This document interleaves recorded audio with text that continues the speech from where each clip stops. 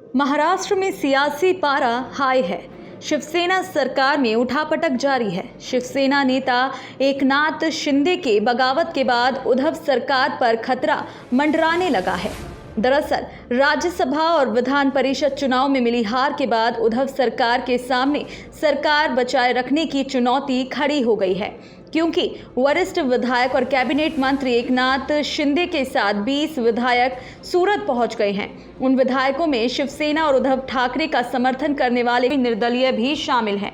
ऐसे में बड़ा सवाल ये उठता है कि एकनाथ शिंदे के बागी होने के बाद क्या सीएम उद्धव को सत्ता बचाए रखने की जरूरत है?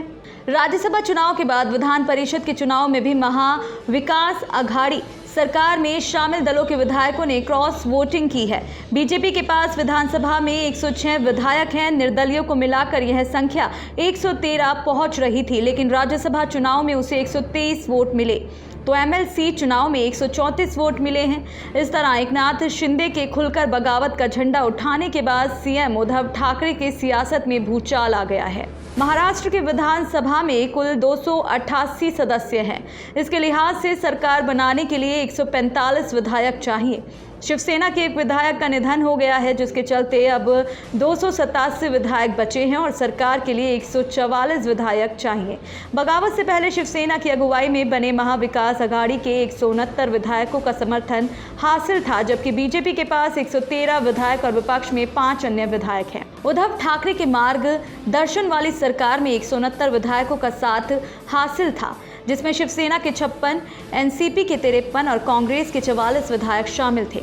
इसके अलावा सपा के 2, पीजीपी के 2, बीवीए के 3 और 9 निर्दलीय विधायकों का समर्थन भी सरकार को हासिल था।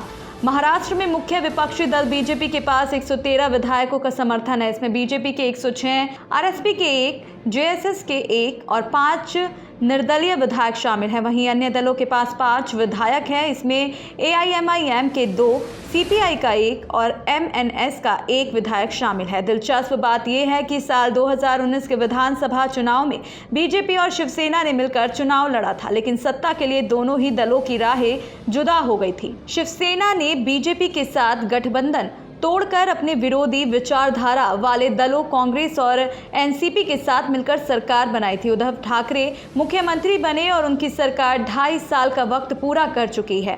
हालांकि उद्धव ठाकरे की अगुवाई में सरकार बनने के बाद से ही बीजेपी के कई बड़े नेता दावा करते रहे कि महाविकास अघाड़ी सरकार जल्दी गिरने वाली है। ऐसे में शिवसेना नेता एकनाथ शिंदे के बगावत के बाद क्या उद्धव सरकार गिर सकती है?